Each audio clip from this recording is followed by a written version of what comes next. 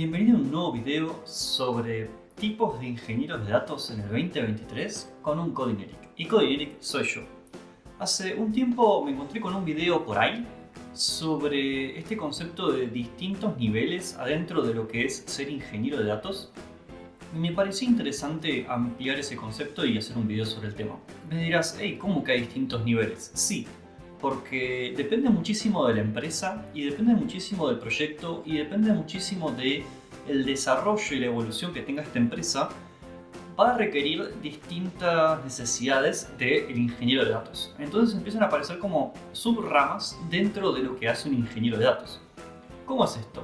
No te preocupes, te lo voy a explicar.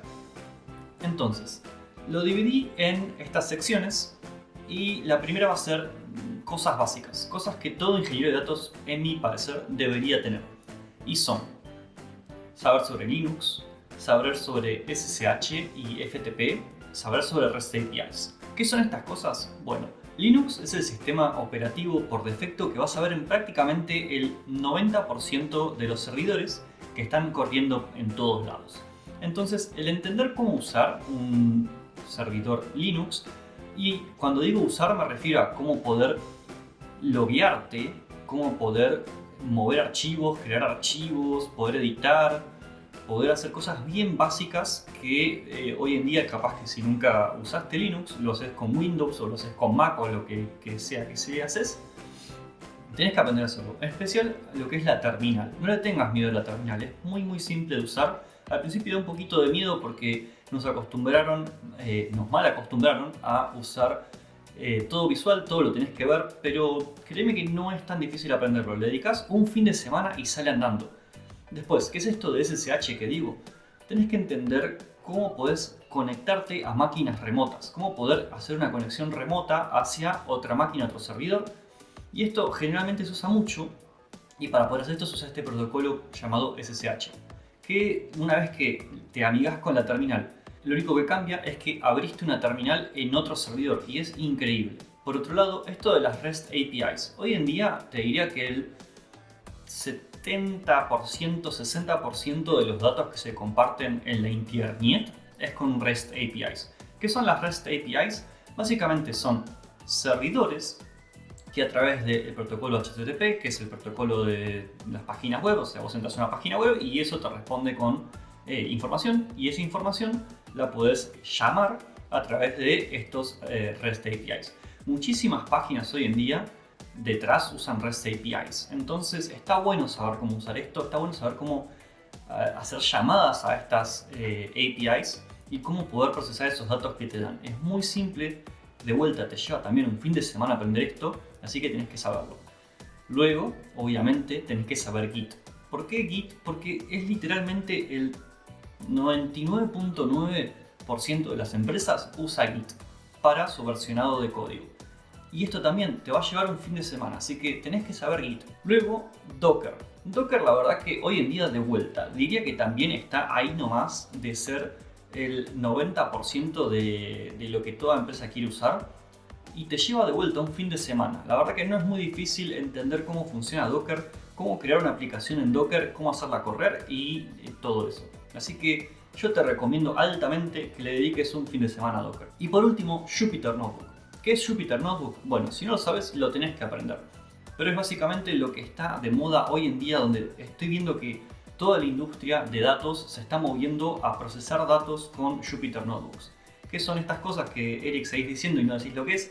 Básicamente lo que es una aplicación que te permite correr código Python en tiempo real y te permite crear documentación junto con código que se puede ejecutar, y puedes hacer un montón de pruebas viendo rápidamente soluciones. Y es algo que en especial los científicos de datos están migrando muchísimo porque odian programar y les gusta hacer cagadas. Y yo, como podrás escuchar, no estoy 100% de acuerdo con poner Jupyter Notebooks en producción. Pero sí me gusta muchísimo usarlo para investigación, para proof of concepts, para ver cómo funciona algo nuevo que no conocemos. Y eso ya te genera la documentación para después dejárselo a otras personas y que puedan correrlo y ver cómo funciona. Está buenísimo. Y esto realmente te lleva 2-3 horas entenderlo, es muy simple. Pero bueno, pasemos al siguiente nivel. Cuando vos trabajás en una empresa, lo primero que tenés que tener es un lugar a donde correr tus códigos, correr tus programas, correr tus pipelines. Y si vos no tenés un equipo que se encargue de eso, lo vas a tener que hacer vos. Entonces este es el grupo que lo llamo como el Data Engineer DevOps, donde vos no tenés a alguien que lo haga por vos, así que lo tenés que hacer vos. En algún lado las cosas tienen que correr. Y si no tenés a alguien que lo corra por vos, lo vas a tener que hacer vos. ¿Bien? Acá lo que encapsulo es Linux, porque vas a tener que entender muchísimo Linux, de cómo poder setupear tu infraestructura, cómo poder setupear una computadora que pueda correr las cosas que tiene que correr. También, idealmente, tendrías que saber Docker para poder correr tus aplicativos de forma que corren en todos lados sin que se rompa. Y estaría bueno que te metas con un poco de CI/CD, Continuous Integration, Continuous Deployment, para que puedas hacer todo tu pipeline desde escribo código, lo meto en GitHub y que de GitHub vaya hacia producción. Eso está bastante bueno. Te puede llevar un poquito más de un fin de semana, pero está muy bueno que lo sepas.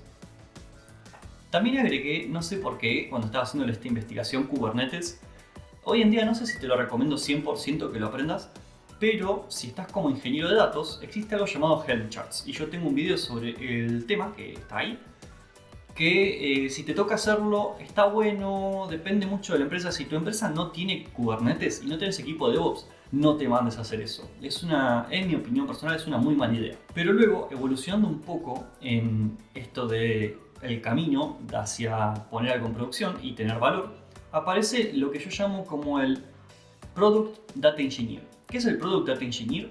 Bueno, como bien sabrás, los Data Engineers usan productos. Esos productos pueden ser Airflow, puede ser Kafka, puede ser Spark, puede ser lo que sea. Y cuando llega a cierto punto, alguien tiene que encargarse de setupear estos productos. No es solamente el que usa Airflow para crear pipelines. También tiene que haber una persona encargada de mantener Airflow, de mantenerlo al día, de mantenerlo corriendo de la forma más eficientemente posible y también escalarlo, porque a veces llega un punto donde vos tenés que mantener eso y escalarlo. Y acá es donde aparece esta persona que se encarga de mantener exactamente esos tools o esos productos que hacen que corra todo lo demás. Entonces acá, como ya dije antes, tenés Airflow, tenés Kafka, tenés Spark, que son los que se me ocurren a mí que deberías saber. Continuando, aparece ahora sí el Pipeline Data Engineer. Este es el que todo el mundo dice, este es el Data Engineer, solamente hace eso. Como ya habrás visto, no específicamente, pero es el más famoso. ¿Y qué es lo que tenés que saber acá? Yo diría que tenés que saber Python, tenés que saber SQL, tenés que saber Spark, tenés que saber sobre bases de datos y tenés que saber sobre el Data Lake. ¿Y por qué todo esto? Yo recomiendo altamente que tenés que saber sobre Python porque eventualmente vas a tener que programar alguna solución, aunque sea chiquita, para poder solucionar cosas que no estás esperando. Hoy en día se está migrando mucho a que la gente no programe nada. Y yo no estoy 100% de acuerdo con eso porque creo que te resuelve el 80 o 70% de los casos. Pero después el otro 30 o 20% no tenés cómo resolverlo. Y ahí podrías decir, bueno, no importa porque no los trabajamos.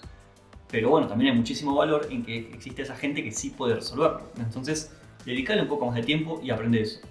¿Por qué SQL? Porque SQL es el lenguaje común con toda la industria de datos. Tanto los data scientists, los data analytics, como BI, como todo el mundo habla SQL. Entonces, tenés que saber cómo hacer SQL, en especial porque hoy en día están apareciendo estas herramientas como Airbyte que te permiten hacer transformaciones con SQL.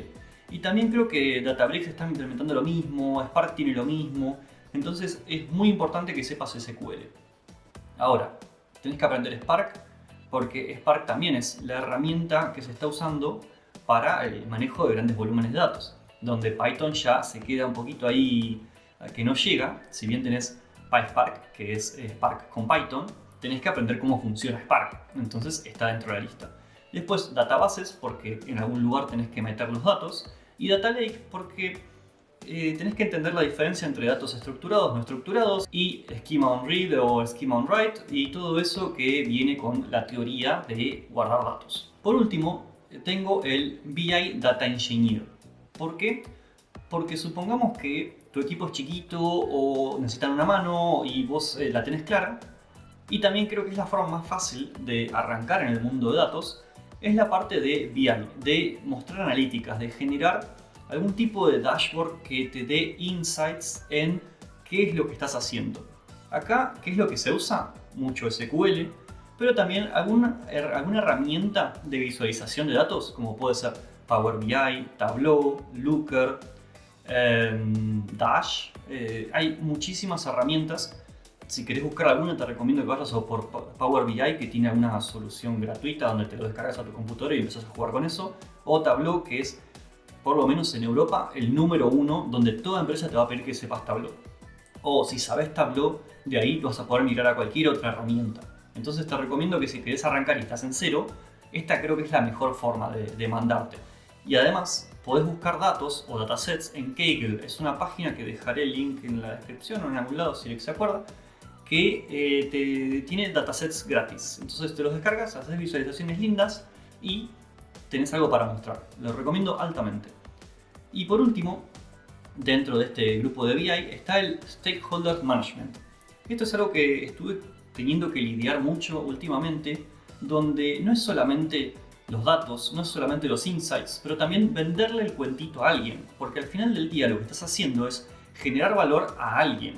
Y es importante poder acompañar a un stakeholder, acompañar a alguien que no sabe sobre el tema, para que pueda entender, ok, así es como gano más plata, o así es como me ahorro más plata. Entonces, esto es otro valor muy importante que es no técnico, es puramente habilidad blanda.